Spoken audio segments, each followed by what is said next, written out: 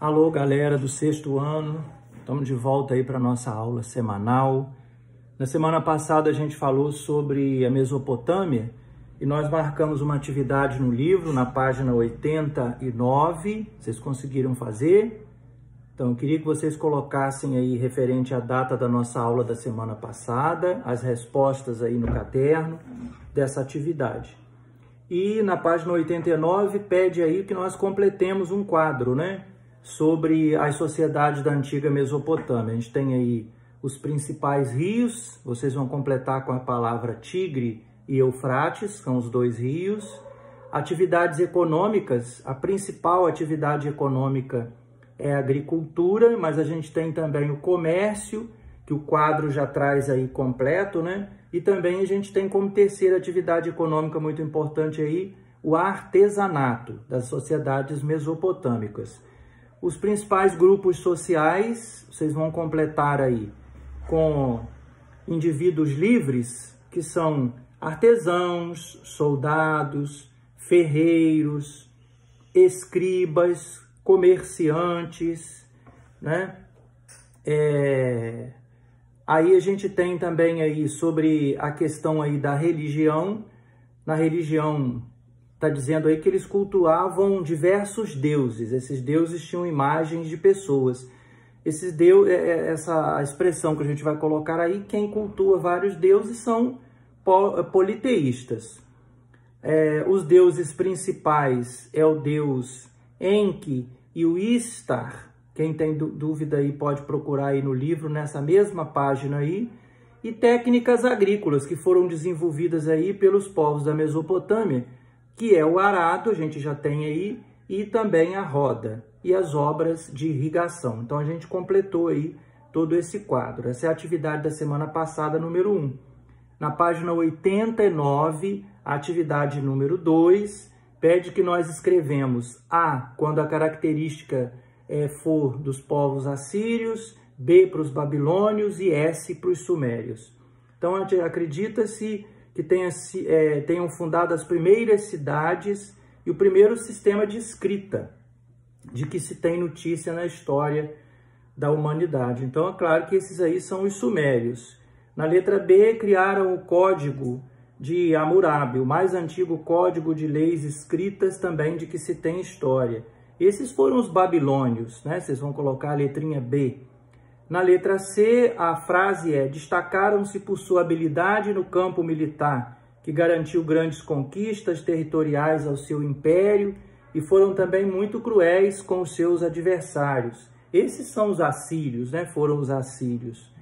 E na letra D, construíram o primeiro e último império da Mesopotâmia, né? Então a gente tem aí, na letra D, a gente vai completar com o B de babilônios, né? Esse foi o novo Império Babilônio.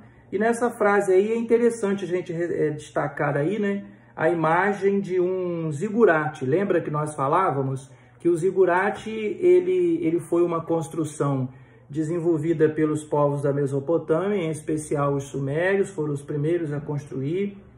Eles inventaram, né, o tijolo feito de barro cozido, observem bem. E esses zigurates, na verdade, eles eram templos religiosos, eles eram ao mesmo tempo um celeiro, onde se guardava reservas de cereais, já que a região era uma região muito seca e árida, né? Só dava para plantar realmente próximo aos rios Tigre e Eufrates. E ele era também um importante observatório astronômico. Então a gente pode colocar aí os sacerdotes dos povos da Mesopotâmia como uma classe social muito interessante, muito valorizada, porque eles detinham conhecimento. E esse conhecimento era utilizado, inclusive, para manter a população acreditando que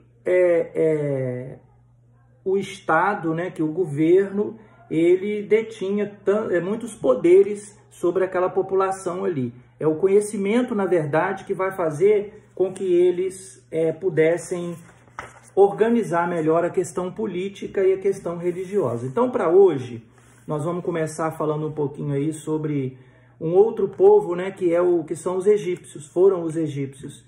Mas antes a gente vai novamente retratar aqui os povos da Mesopotâmia, observando, né, que os fatores geográficos que explicam o aparecimento dessas primeiras sociedades na região que a gente conhece como Mesopotâmia, foram os dois rios, os rios Tigre e Eufrates. É interessante a gente lembrar que apenas os rios não é suficiente para você entender o surgimento dessas importantes civilizações. Lógico que o trabalho humano, a criatividade do ser humano, o desenvolvimento de novas tecnologias, cada vez novas e novas tecnologias, também foi muito importante. Mas se não houvesse a água, né, não haveria, essas civilizações não teriam se desenvolvido ali. Então, o fator geográfico mais importante é o surgimento dos rios.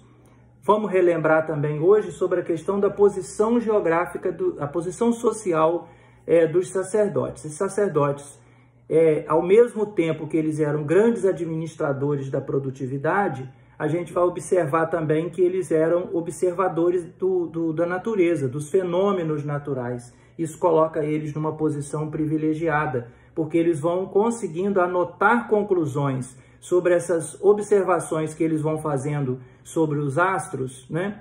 E principalmente a questão das colheitas, o melhor período para se plantar, né? O período das cheias, a previsão, inclusive, de eclipses. Então, isso vai ser muito importante. Então, eles vão estar dentro de uma posição social bastante privilegiada.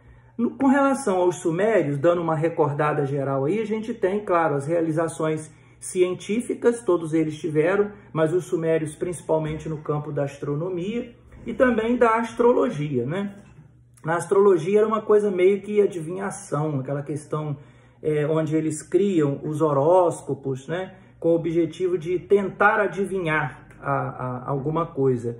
Mas isso não deixa de ter um fundo de ciência também, porque era baseada na observação dos fenômenos da natureza.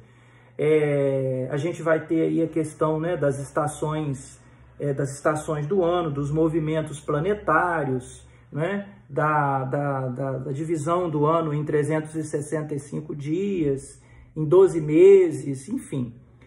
Com relação aos babilônios, a gente tem o Código de Hammurabi. Esse código, como a gente vai perceber, ele não era muito, digamos assim, ele era bastante severo, né? Ele não era igual para todos. O Código de Hammurabi ele era bastante perverso, elitista, visava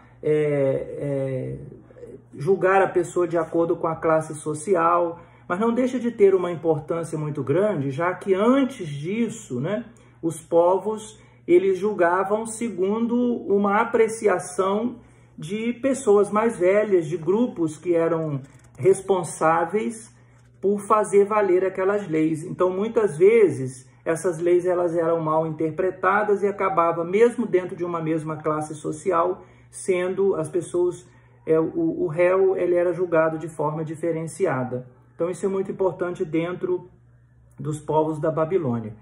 Os assírios, né, como a gente já viu, o grande lance dos assírios aí é serem povos guerreiros. E a gente observa muito que a posição geográfica, o local onde essas pessoas viviam, essas civilizações, ajuda a gente a entender também a atividade econômica que eles vão optar por fazer para poder viver, né? Fizeram muitas guerras com outros povos. A gente pode observar, inclusive, aí que um fator que ajuda a gente a entender o declínio dessa civilização assíria foi a grande rivalidade que eles vão tendo com vários outros povos que eles vão dominando, tá? E esses povos tinham que pagar impostos, algumas dessas pessoas eram também transformadas em escravos. E, finalmente, sobre a questão da religião, resumindo aí sobre a Mesopotâmia. A gente vai observar que os povos da Mesopotâmia tinham na religião, eu estou falando principalmente aí do Estado, né, da casta superior, uma forma de legitimar o poder do governante no cargo dele. Ajuda a controlar o povo sem se rebelar, né? E por quê? Eles tinham conhecimento da questão científica, do movimento dos planetas, enfim. e aquilo ali acabava tendo, na visão do povo, um caráter especial, mágico, superior para essas pessoas, tá bom? Então essa é a religião. E hoje a gente vai falar um pouquinho sobre o Egito. O Egito, muito parecido também com os povos da Mesopotâmia, tem como principal característica geográfica, o Egito fica, né, onde o Egito fica na África, nordeste da África, e é banhado por um importante rio, um dos maiores rios em extensão, que é o Rio Nilo, Então a gente pode colocar também que o Rio Nilo foi um fator geográfico que ajuda muita gente a compreender o desenvolvimento dessa civilização. Há cerca de 10 mil anos atrás, as pessoas já estavam ali. Eram os chamados nomos, eram grupos de povos nômades e seminômades que se organizavam às margens do Rio Nilo. Com o passar do tempo, esses grupos de nomos foram se juntando e foram formando